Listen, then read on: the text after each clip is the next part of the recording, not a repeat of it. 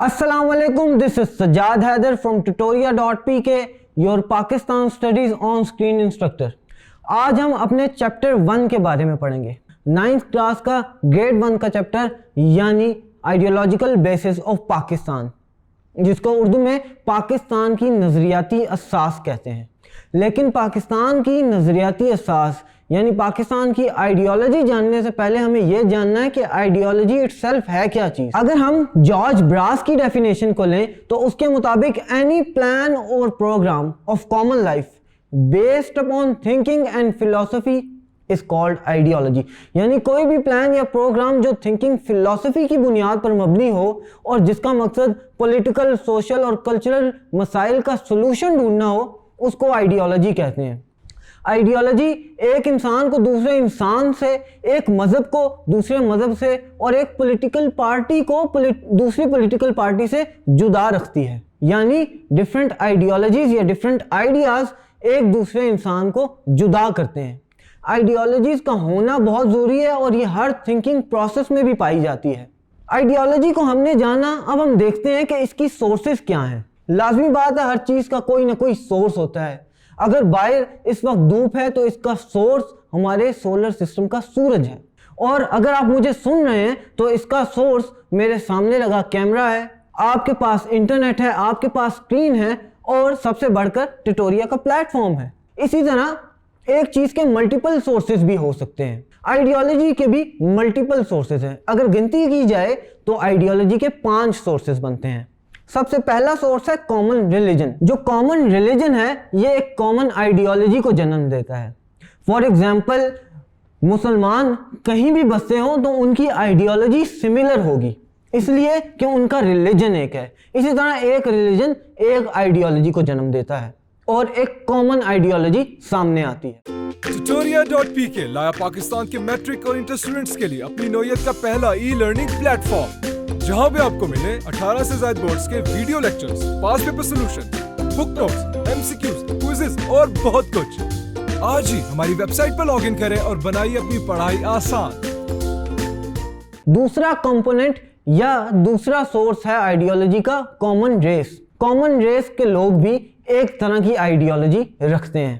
تیسرا کمپوننٹ بنتا ہے کامن لینگویج اینڈ ریزیڈنسی. یعنی ایک جگہ پہ رہنے والے لوگ اور ایک زبان بولنے والے لوگ بھی ایک جیسی ہی آئیڈیالوجی رکھتے ہیں. چوتھا پوائنٹ بنتا ہے کامن پولیٹیکل پرپس. یعنی اگر کامن پولیٹیکل پرپس ہے تو وہ ایک جیسی آئیڈیالوجی کو جنم دے گا.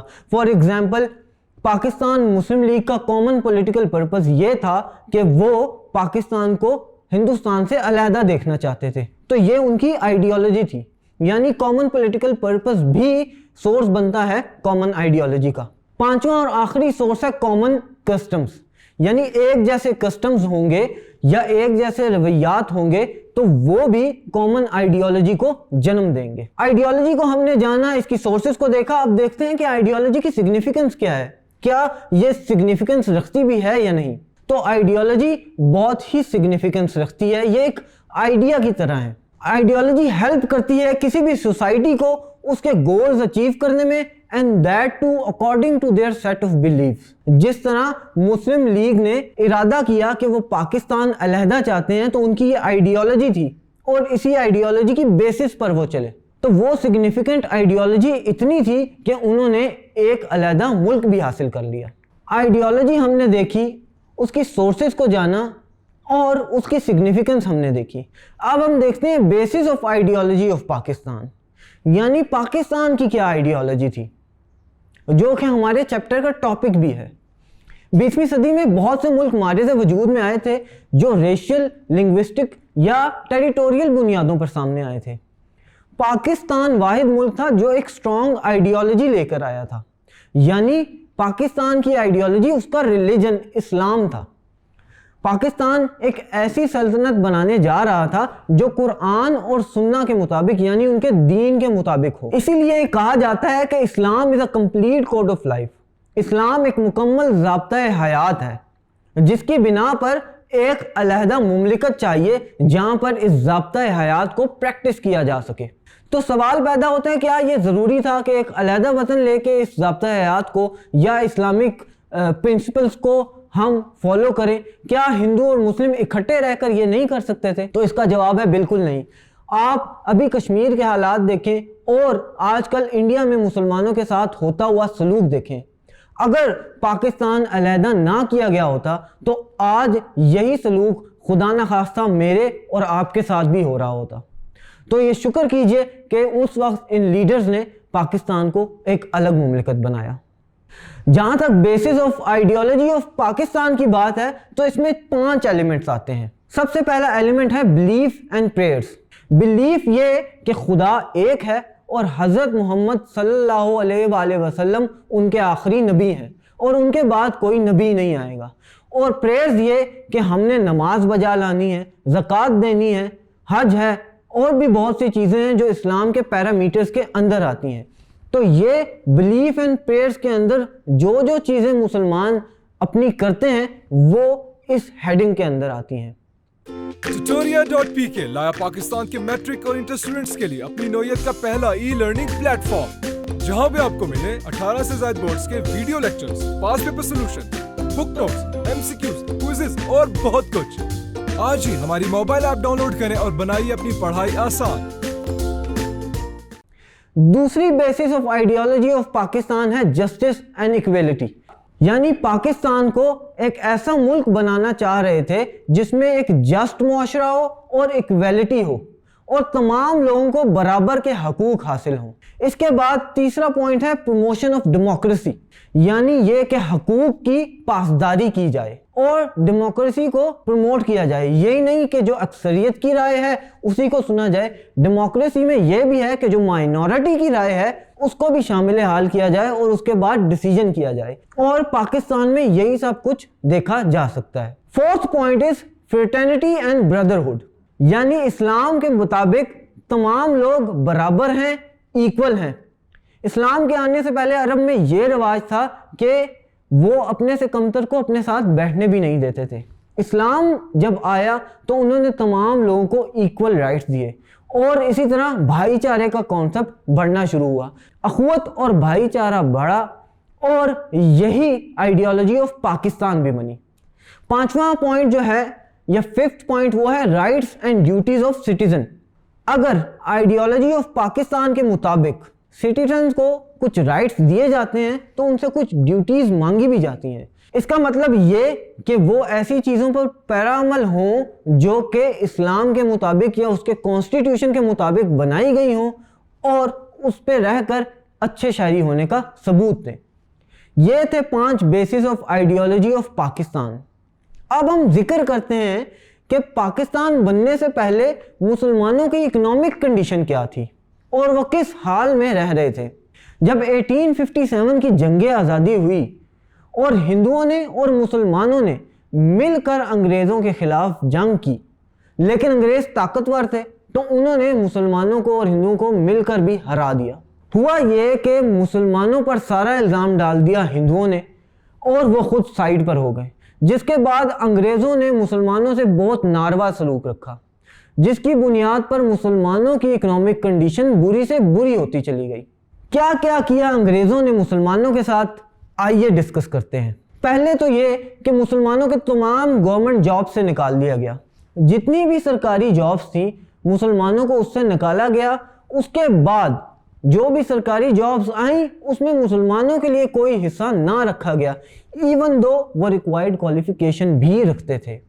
اس کے برعکس ہندوؤں کو پریفر کیا جانے لگا اور مسلمانوں کی جگہ پر رکھا گیا۔ سیکنڈ پوائنٹ یہ کہ مسلمانوں سے ان کی پراپرٹیز بھی چھین لی گئی اور یہ پراپرٹیز چھین کر ہندوؤں اور سکھوں میں تقسیم کی گئی۔ سر سید احمد خان نے اس کے بارے میں ایک جملہ لکھا ہے کہ no calamity has descended from heaven that has searched the house of the Muslim before it came down to the earth، یعنی کوئی ایسی مصیبت آسمان سے نہیں اتری جو پہلے کسی مسلمان کے گھر پر داخل ہوئی ہو اور اس کے بعد زمین میں آئی ہو۔ اس کے علاوہ مسلمانوں کے بزنسز بھی تباہ کر دیے گئے۔ انگریز جو پالیسی بناتے تھے وہ ہندوؤں کو فیور دیتی تھی اور مسلمان بزنس مین تباہ ہوتا چلا گیا۔ ہوا یوں کہ لوکل ٹریڈ پہ ہندوؤں نے اپنی مونوپلی جما لی اور مسلمان اور پیچھے ہوتے چلے گئے۔ ان حالات میں جب کہ مسلمان نہ صرف انگریزوں کے رैت کو بلکہ ہندوؤں کے ہیٹرڈ کو بھی جھیل رہا تھا، پاکستان بنانا ناگزیر ہو گیا تھا، جو کہ آج ایک حقیقت ہے۔ اب ہم دیکھتے ہیں کہ ٹو نیشن تھیوری کیا ہے، یہ کس نے دی اور اس کا کیا مقصد ہے۔ ٹو نیشن تھیوری کو دو قومی نظریہ بھی کہتے ہیں، اور اس کا مقصد یہ تھا کہ مسلمان اور ہندو دو الگ الگ قومیں، یعنی دو الگ نیشن ہیں جو برِ صغیر میں بستے ہیں، ان کی سویلائزیشن، ان کا کلچر، لینگویج، کسٹم، فلسفی ایک دوسرے سے بہت ڈیفرنٹ ہے، اس لیے ان کو اڈاپٹ کرنے کے لیے، ان کو پریکٹس کرنے کے لیے ایک انڈیپینڈنٹ لینڈ چاہیے جو کہ پاکستان کی صورت میں ان کو ملنا چاہیے۔ یہ تھیوری دی سر سید احمد خان نے، اور انہوں نے کہا کہ مسلمان ہندوؤں سے بہت ہی ڈیفرنٹ ہیں، اور میں نے وجوہات بتائیں کہ ان میں سویلائزیشن آتی ہے، کلچر آتی ہیں جو کہ ایک دوسرے سے ڈیفرنٹ ہے، جس کی بنا پر یہ دو قومیں بنتی ہیں۔ اب جب یہ ٹو نیشن تھیوری دی گئی تو اس وقت کے امپورٹنٹ پرسنالٹیز کی اس کے بارے میں کیا رائے تھی؟ چودھری رحمت علی نے بھی اس کو انڈورس کیا، اور انہوں نے کہا کہ ٹو نیشن تھیوری ہونی چاہیے۔ اس کے لیے انہوں نے ایک پمفلٹ بھی نکالا جس کو ناؤ اور نیور کا نام دیا گیا، اور یہ ہندو اور برٹش میں بھی تقسیم کیا گیا۔ اس میں پاکستان نام تجویز کیا گیا تھا مسلمانوں کی نئی مملکت کا۔ اس کے بعد علامہ اقبال بھی ٹو نیشن تھیوری کے فرم سپورٹر تھے۔ ان کا بھی یہ کہنا تھا کہ جہاں جہاں مسلم اکثریت کی آبادی ہے وہاں وہاں یہ ٹو نیشن تھیوری لاگو ہوتی ہے، اور وہاں پر مسلمانوں کی حکومت ہونی چاہیے یا ایک الگ مسلمانوں کی ریاست ہونی چاہیے۔ اسی طرح قائد اعظم کی بھی یہی رائے تھی کہ ایک الگ ملک ہونا چاہیے، اور وہ بھی ٹو نیشن تھیوری کو فرملی سپورٹ کرتے تھے۔ ان کا یہ کہنا تھا کہ مسلمانوں کا کلچر، ریلیجن، مذہب اور سب کچھ ہندوؤں سے ڈیفرنٹ ہے، اور اس کو پریکٹس کرنے کے لیے ایک انڈیپینڈنٹ لینڈ چاہیے جو کہ پاکستان کی صورت میں ان کو دیا جائے۔ Tutoria.pk لایا پاکستان کے میٹرک اور انٹر اسٹوڈنٹس کے لیے اپنی نوعیت کا پہلا ای لرننگ پلیٹ فارم، جہاں بھی آپ کو ملے 18 سے زائد بورڈز کے video lectures, past paper solution, book notes, MCQs، quizzes اور بہت کچھ۔ آج ہی ہمارے یوٹیوب چینل پر جا کر free crash course videos enjoy کریں اور بنائیے اپنی زندگی آسان۔ ٹو نیشن تھیوری جاننے کے بعد اب ہم یہ دیکھتے ہیں کہ علامہ اقبال کی کیا آئیڈیالوجی تھی پاکستان کے بارے میں۔ علامہ اقبال کا مشہور شعر ہے کہ کون جانے زور اس کے دست بازو کا، نگاہ مرد مومن سے بدل جاتی ہیں تقدیریں۔ علامہ اقبال پہلے تو ہندو مسلم یونٹی کو سپورٹ کرتے تھے، لیکن ہندو تعصب دیکھنے کے بعد انہوں نے یہ کہہ دیا کہ اب مسلمان ایک علیحدہ وطن چاہتے ہیں، اور اس کا ذکر انہوں نے 1930 کے فیمس آلہ آباد کے خطبے میں کیا، جہاں انہوں نے یہ فرمایا کہ جو مسلم اکثریت کی آبادی ہے اس کو ایک الگ وطن دینا چاہیے، اور وہاں پر وہ اپنے ریلیجن کو پریکٹس کر سکیں۔ وہ تو یہ بھی چاہتے تھے کہ ایک ملت بن جائے اور اس ملت کو پاکستان کا نام دیا جائے۔ اس کے لیے انہوں نے ایک شعر بھی لکھا کہ افراد کے ہاتھوں میں ہے اقوام کی تقدیر، ہر فرد ہے ملت کے مقدر کا ستارہ۔ نہ صرف وہ برِ صغیر کے مسلمانوں کو اکٹھا کرنا چاہتے تھے، بلکہ وہ چاہتے تھے کہ تمام تر مسلمان اکٹھے ہو جائیں، اور انہوں نے اس کے لیے بھی ایک شعر لکھا کہ ایک ہوں مسلم حرم کی پاسبانی کے لیے، نیل کے ساحل سے لے کے تاب خاک کاشگر۔ یہ تھی علامہ اقبال کی آئیڈیالوجی یا ان کا خواب پاکستان کے بارے میں، جس کو سچ کیا قائد اعظم نے۔ اور اب ہم جانتے ہیں کہ قائد اعظم کیا آئیڈیالوجی رکھتے تھے پاکستان کے بارے میں۔ قائد اعظم فرم سپورٹر تھے ٹو نیشن تھیوری کے، اور وہ یہ ہر خطبے میں کہہ چکے تھے کہ مسلمان ہندوؤں سے جداگانہ سوچ رکھتا ہے، اور یہ دونوں ڈیفرنٹ ریلیجن، ڈیفرنٹ کلچر کو پروفیس کرتے ہیں، اور ان کے لیے جدا وطن ہونا چاہیے۔ پاکستان کی آئیڈیالوجی بیان کرتے ہوئے انہوں نے ایک جگہ فرمایا ہے کہ what is the motive of demand for Pakistan and what was the reason for separate state for the Muslims? Why was the need to divide India felt?